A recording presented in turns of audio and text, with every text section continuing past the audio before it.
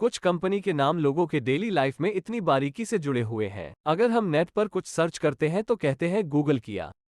दरअसल गूगलिन जैसा कोई वर्ड ही नहीं है। अगर हम ट्विटर पर कुछ पोस्ट करते हैं तो इसे ट्वीट किया गया कहा जाता है। लेकिन अब ऐसा कुछ नहीं कहे पाएंगे। ट्विटर के नए मालिक इलॉन मस्क ने उस नाम को ही एक्स कर दिया है जो सालों से दुनिया भर में और हमारे दिमाग में गूंज रहा था।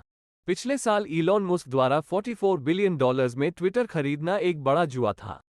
उस समय कंपनी की ब्रांड वैल्यू तो जबरदस्त थी, लेकिन इकोनॉमिक कंडीशन कमजोर थी। मस्क ने रेवेन्यू बढ़ाने के लिए कई विवादास्पद कदम उठाए और कंपनी की किस्मत खराब हो गई। इलॉन मस्क ने कंपनी के भारतीय मूल के सीईओ समेत कई एम्प्लॉयज को फायर कर दिया और आखिरकार कंपनी की आइडेंटिटी जो कि बट को भी अलविदा कह दिया। 15-17 साल की कड़ी मेहनत के बाद ट्विटर की दुनिया भर में ब्रांड वैल्यू बनी। माना जा रहा है कि इलॉन मस्क के एक फैसले से इसमें $20 बिलियन की कमी आ गई है।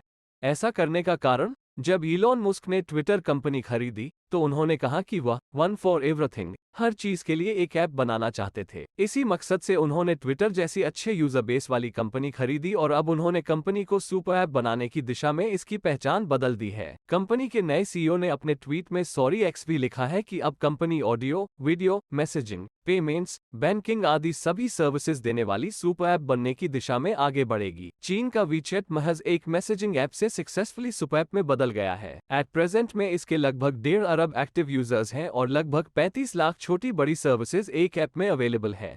क्या इलॉन मस्क ऐसा चमत्कार कर सकते हैं?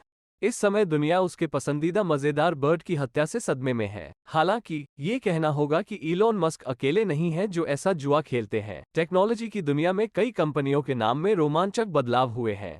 तो जानते हैं कि ऐसी दूसरी कौन सी कंपनियां जिन्होंने नाम बदले हैं। गूगल के जन्म से पहले इसके सर्च इंजन को बैकरब कहा जाता था। रीजन, सर्च इंजन में बैकलिंक का इस्तेमाल करते थे। चूंकि यह नाम अच्छा नहीं लग रहा था इसलिए गूगल नाम सोचा गया। मतलब 1 डिजिट के पीछे 100 जीरो। डोमेन नाम उपलब्ध है या नहीं, इसकी जांच करते समय गलती से google.com लिख दिया गया। फिर सभी को वही नाम पसंद आया, नाम हमारे दिमाग में बैठ गया। फिर कंपनी ने फिर नाम बदल दिया अल्फाबेट। इस नाम का कारण, फाउंडर लैरी पेज ने कहा, अल्फाबेट लेटर्स लैंग्वेज मानव जाति का सबसे इंपॉर्टेंट इन्वेंशन का एक ग्रुप है। गूगल अपनी अलग अलग सर्विसेज के नाम भी लगातार बदलता रहता है। स्टीव जॉब्स, दो दोस्तों जिनमें से एक ने शुरू में कंपनी के भविष्य के रेवेन्यू में अरबों डॉलर छोड़ दिए थे। 1976 में एप्पल कंप्यूटर्स की एस्टैब्लिशमेंट की गई। तब फोकस पर्सनल कंप्यूटर पर था।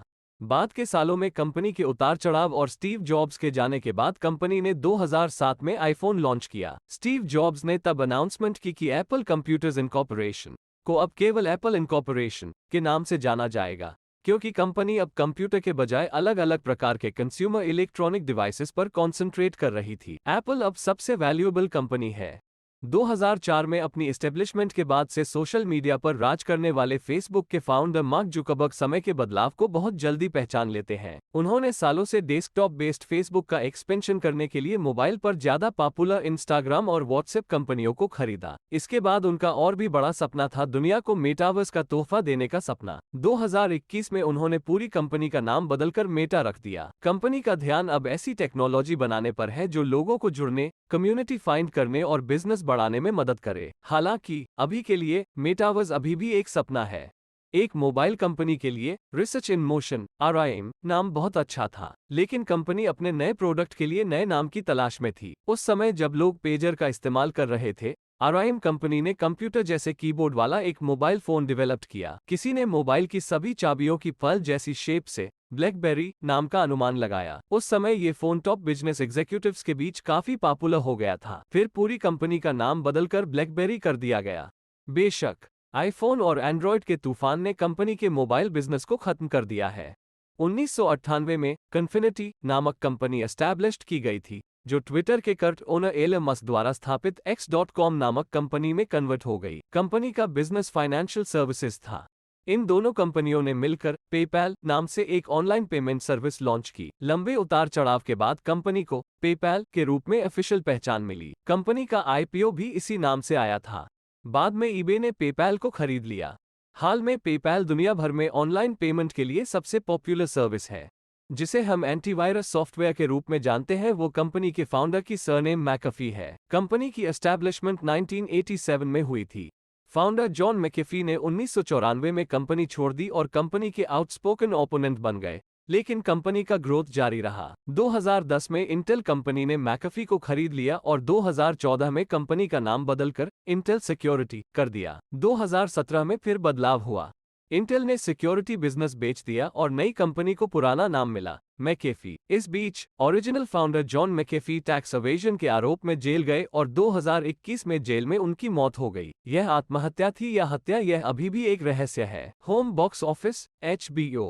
इस वर्ल्ड फेमस टीवी चैनल को हम हॉलीवुड बॉक्स ऑफिस के नाम से जानते थे। कंपनी का ऑब्जेक्टिव केबल के माध्यम से sports, movies, program, TV show आदि प्रस्तुत करना था। हालांकि HBO से पहले कंपनी का पुराना नाम ग्रीन चैनल था। कंपनी की शुरुआत 1972 में हुई थी।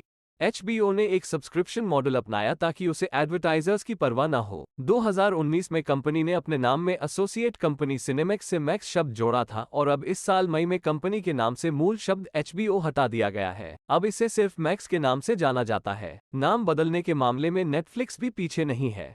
पिछले महीने नेटफ्लिक्स कंपनी ने अनाउंसमेंट की थी कि कंपनी का नया नाम अब स्ट्रीमबेरी है। लोग कंफ्यूज थे। तब पता चला कि कंपनी ने ये स्टंट अपनी पॉपुलर सीरीज ब्लैक मिरर के छठे सीजन को प्रमोट करने के लिए किया था। ये सीरीज नेटफ्लिक्स के समान एक काल्पनिक स्ट्रीमिंग प्लेटफॉर्म स्ट्रीमबेरी के बारे में है। कंपनी ने इस चेंज के दौरान अलग अलग सोशल चैनलों पर एक नया लोगो, एक नई वेबसाइट लॉन्च की। आपको जानकर हैरानी होगी कि 1997 में नेट और फ्लिक्स शब्दों को मिलाकर नेटफ्लिक्स नाम से लॉन्च हुई कंपनी का मूल नाम यानी फिल्म किबल था।